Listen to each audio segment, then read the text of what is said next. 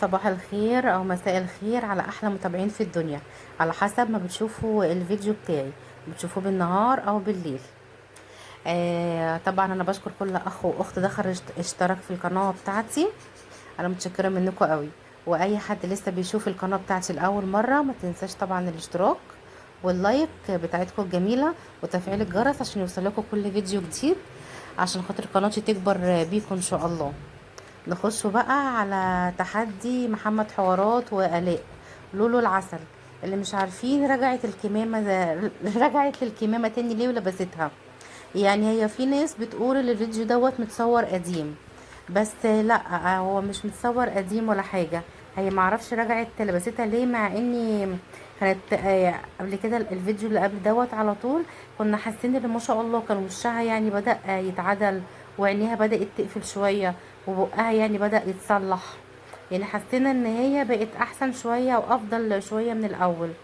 فمش عارفة بقى فعلا الفيديو قديم زي ما في ناس بتقول، بس هم كانوا لسه منزلين زي ريلز كده او فيديو، الحاجات اللي هي الصغيرة دي، الفيديوهات الصغيرة شورتس. كانت برضو لابسة فيه الكميمة، وكان لسه متصور النهاردة، كان لسه نازل برضو النهاردة، يعني ما كانش قديم. فاحنا فعلا مش عارفين بقى الفيديو دوت متصور قديم ولا جديد، بس انا عن نفسي بحس ان هو لا، الفيديو جديد مش متصور من زمان، يعني لسه متصور. وطبعا كان محمد حوارات عامل لها تحدي ان هي تجيب هدوم يديها يعني فلوس بعجلة الحظ. كان ما شاء الله كان حلو التحدي، كان اكتف كده اهوت، وفي حاجات يعني تحمسها ان تحس ان هي في حماس كده، ان هي عايزه تعمل عجله الحظ عشان تشوف هتكسب كام.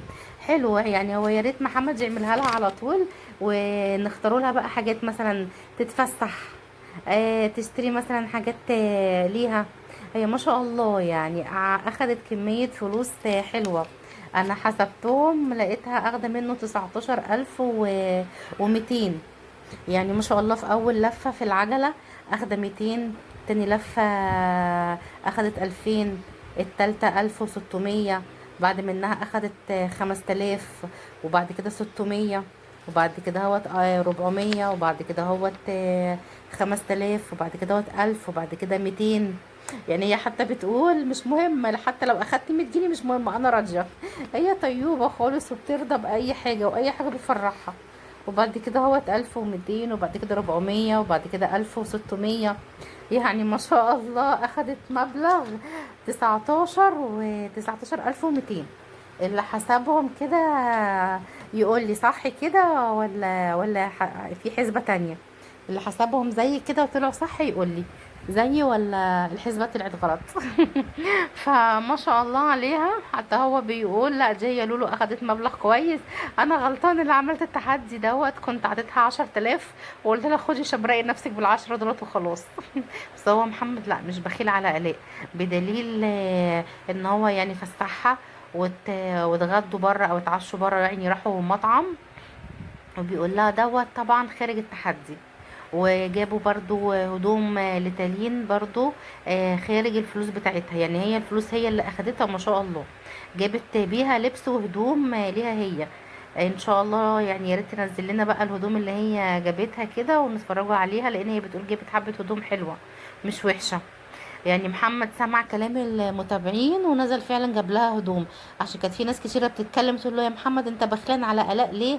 دي الاء عماله تلمح لك ان هي هدومها كلها صغرت عليها، ان هي هدومها ضاقت عليها من بعد الحمل.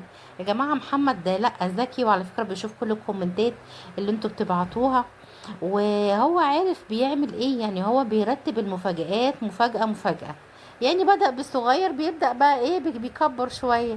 يعني متهيألي مفيش أكبر وأحلى من مفاجأة الذهب بصراحة، ما شاء الله. ربنا يبارك لهم فيه يا رب، وتلبسوا كده وهي متهنية. يعني الذهب بصراحة كان مفاجأة حلوة، ده اعتبر جايب لها ما شاء الله بنص مليون، يعني ذهب حلو، دي حاجة جميلة. فجاب لها مفاجأة اهوت، ونزل جاب لها هدوم. وبرضه بصوا بقى قلب الام يا جماعة وحنيتها، يعني مش مثلا بقى انا نازلة اشتري هدوم يبقى انا بقى اشتري هدوم ليا، لا، دي جابت هدوم لتوتة، لأحلى تالين في الدنيا، وليها هي الأول. يعني جابت لتالين الأول، وبعد كده هي فكرت في نفسها. وجايبه لها حبه هدوم هيبقوا قمر كده ما شاء الله، اللهم بارك يا رب. هيبقوا حلوين قوي على توته القمر العسل. او حتى محمد جابت له برضو شورت جينز، وجابت له تيشرتات، وجابت له مايو. ايه بقى المايو؟ حاسه ان انتوا كده هتطلعوا مصيف ولا ايه؟ يا ريت بصراحه فعلا تطلعوا مصيف، بس يعني مش عارفه، لاني كان محمد قبل كده حد كان مسأله، كان عامل قصد كده، وحد كان سأله هتطلعوا مصيف السنه دي؟ قال لهم لا، رد عليهم قال لهم لا عشان خاطر ظروف، يعني الاقي ان هي تعبانه وما نتاخرش طبعا على العلاج بتاعها. لان طبعا المصيف هيسافروا بقى في حته بقى، شوفوا الساحل مطروح، على حسب ما هما هيصيفوا. فطبعا هي بتجيلها واحده في البيت دكتوره بتعمل لها علاج طبيعي كل يوم في البيت. فطبعا هتتاخر في حته العلاج الطبيعي ديت، مش هتعرف تعمله لو سافروا مصيف.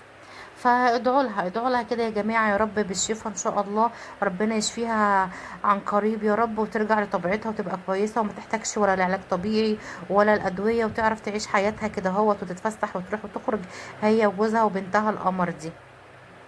فهي ممكن بقى جايبه له يعني عادي بقى الشورت الجينز والتيشيرتات عادي، يعني يخرج بيهم كده. المايو برضو اللي هي جايبه له دوت هينفع ينزل بيه البسين ان شاء الله السنه الجايه، ربنا يكرمهم وتبقى كويسه بقى كده هوت ويروحوا برضو كده هوت مصيف. يعني بصراحة احنا كنا حابين تصويرهم كل سنة لما كانوا بيروحوا المصيف، كان بيبقى جميل، بيبقى فيه احداث جديدة، وتحس ان هم بياخدونا معاهم. يعني انا عن نفسي بحس ان هما بياخدونا معاهم الرحله بتاعتهم. اه والله، يعني كنت تحس كده وانت قاعد بتتفرج على الفيديو كأنك اللي انت اللي سافرت الرحله دي، وغيرت مناظر، وبتتفرج مثلا على الطريق معاهم وهم مسافرين، وهم احداثهم مثلا كانوا نازلين في فندق، او اخدين شاليهات او كده، او كل يوم بيروحوا مثلا شاطئ مختلف، او بينزلوا بالليل يسهروا في حته، او بيتمشوا، او بيتعشوا في حاجه، او نزلوا البسين. كنت فعلا تحس ان المتابع فعلا بيروح معاهم الرحله بتاعتهم اللي هم رايحينها. فعشان كده كانت الناس كلها السنه دي عماله تسأل مش هتطلعوا مصيف، مش هتطلعوا مصيف. كانت الناس يعني مستنيه ايه اللي هم فعلا يطلعوا مصيف، وياخدوهم معاهم بالفيديوهات بتاعتهم الجميله القمر دي. فاحنا بنقول لك يا محمد، ده ما شاء الله عليك اللي انت فعلا ذكي، ونعم الجوز الحنين، الزوج الحنين كده هو الطيوب الحلو، اللي مش بتبخل على مراتك. يعني انتوا قعدتوا تقولوا له هات لها هدوم، هات لها يا محمد هدوم، هات لها يا محمد هدوم. او فعلا محمد سمع كلام المتابع، وفعلا نزل جاب لها هدوم، وما بخلش عليها في حاجه. لا، واكيد يعني هي لو كانت عايزه حاجه اكتر من كده كان عطوها. يعني برضو اعتبر مبلغ 19,000 مش شوية، اما واحدة تنزل تجيب بيه ملابس وهدوم وكوتشيهات ما شاء الله. ده هي جابت بتقول كوتشيهات، جابت هدوم. كنا شايفينها ما شاء الله عمالة تنقي، وهي كانت بتقول هتبقى تصور لنا يعني الهدوم اللي هي جابتها، وهتبقى تنزلها لنا. فيا جماعة لا، محمد مش بخلان عليها في حاجة، بس كانوا بيجيبوا حاجات كده هوت أولويات، حاجة في حاجة في حاجة كده هوت، لغاية ما بيجيب لها يعني اللي هي عايزاه. اهو جاب لها الهدوم، وجايب لها دهب، ما شاء الله مش بخلان عليها في حاجة. لان كانت في ناس بتقول له يا محمد انت اعتبر كنت بتجيب وما كان بيجيب لها صح السجاد في البيت، وما كان بيجيب لها حاجة يعني في البيت، كان بيقول لها لا، بيقولوا له لا يا محمد انت اعتبر كده بتجيب حاجات كماليات في البيت. امر تلاجة مثلا صغيرة، او امر سجاد كنت جايبه قبل كده. انت اعتبر كنت بتجيب حاجات كماليات في البيت، او فرش للفيلا، مش حاجات لآلاء. فاهو دي المرة اللي فاتت جاب لها ذهب، وجاب لها هدوم. فما شاء الله يعني هو مش بخلان عليها في حاجه. مع انه بصوا يعني الزوج الحنين والله رزق، بيقول لهم انا كنت الصبح في مشوار وجاي تعبان من المشوار، بس ما تاخرتش على لولو القمر، وطلعت طلعت معاها. نزلت برضو عشان نجيب لها الحاجه اللي هي عايزاها. حتى بصوا كانوا تعبان بقى ونايم مش قادر، بيقولك انا ركنت حتى العربيه على جنب في السكه وانا جاي، وريحت شويه لاني كان تعبان. بس بيقولك لا، مش لولو هي اللي تعبتني، انا ما تعبتش من المشوار بتاع الاء. انا اصلا كنت في مشوار الصبح وجيت منه اصلا تعبان، بس ما رضيتش عشان هو كان موعد يعني الاء اللي هم ينزلوا ويجيبوا الهدوم يعني واللبس وكده اللي هي الاء عايزاه. فعشان كده كان تعبان، بس يعني عشان عمل مشوارين في مشوار واحد بس. وبنقوله لآلاء حاولي تظبطي الطرحه والبندانه بتاعتك عشان كانت كل شويه بتتزحلق، وشعرك كان بيبان. حاولي تظبطيها كده بدبابيس، او تظبطي البندانه من تحت تربطيها كده كويس عشان خاطر ما تتزحلقش وتبين شعرك بس كده من الجنب. وما شاء الله تتهني كده اهوت بالهدوم الجديده اللي انت جبتيها انت وتوته وابو تالين وابو تالين وام تالين، تتهنوا كده بالهدوم الجميله القمر اللي انتوا جبتوها دي ما شاء الله. بس كده وفي نهاية الفيديو، يا رب يكون الفيديوهات بتاعتي بتعجبكم وبتستمتعوا بيها طبعا. ومتنسوش اللايك الجميلة للقمر بتاعتكم ديت عشان تشجعوني وقناتي تكبر بيكم ان شاء الله. وادعوا كده لآلاء في الكومنتات اللي ربنا يسعدها كده ويفرح قلبها ان شاء الله بالشفاء العاجل يا رب.